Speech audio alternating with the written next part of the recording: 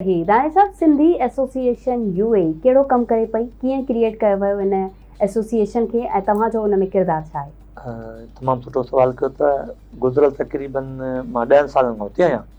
असांजे फोरम खे 7 खां 8 साल थी चुका आहिनि। उन खां अॻु में मुंहिंजा ॿाहिरि हुया त उहे अॼु दुनिया जे मुख़्तलिफ़ मुल्कनि में आहिनि।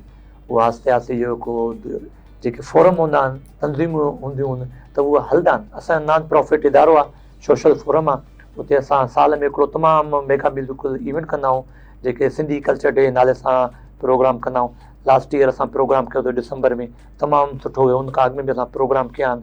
उहो थी वियो जॉब सीकर जे हवाले सां, जेके बि थी वियो उनजी मदद करणु, उहो बि असां सुठे नमूने माण्हू खे तव्हांजे चैनल जे तवसुल सां जेके ॾिसनि था, ऐं को पाण खे असांजे फोरम असां को पाण खे पढ़ायूं कोन था, अलाह जे फज़ल करम सां असांजे फोरम जे थ्रू अलाए केतिरनि जा घर था हलनि, अलाए केतिरनि छोकिरियुनि खे, केतिरनि छोकिरनि खे, नौजवाननि खे जॉब ऐं धंधे ऐं बेरोज़गारी खां ख़तमु करे उते असां उन्हनि खे रोज़गार ॾिनो आहे। असां पाण खे फ़ख़ुरु महसूसु कंदा आहियूं।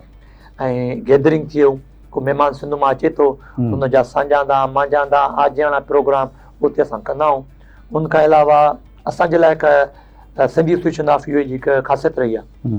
ऐं जेको माण्हू हिते परदेस में फोत थो थींदे, मां चवंदो आहे त अलाह साईं कंहिंखे परदेस में फोत कोन करे, त उन जूं भाॼियूं जेके बि हुन जेके लावारस थियनि था, त असांजे यूएई एम्बेसी खां वठी करे पाकिस्तान गवर्नमेंट थी वियो, पीआई जा इदारा थी विया, उतां जी सीआईडी थी वियो, क्लिनिक एसोसिएशन थी वियो, त दुबई ऐं पाकिस्तान टुगेदर करे उन जी भाॼियूं असां हिते पाकिस्तान पुॼाईंदा आहियूं। इहो असांजी फोरम जे लाइ, मुंहिंजे लाइ क़ाबिल फ़ख़ुर जी ॻाल्हि आहे त उते तक़रीबन अलहमदुलिल्लाह खोड़ भाॼियूं हिन मज़ीन पुॼाए चुका आहियूं।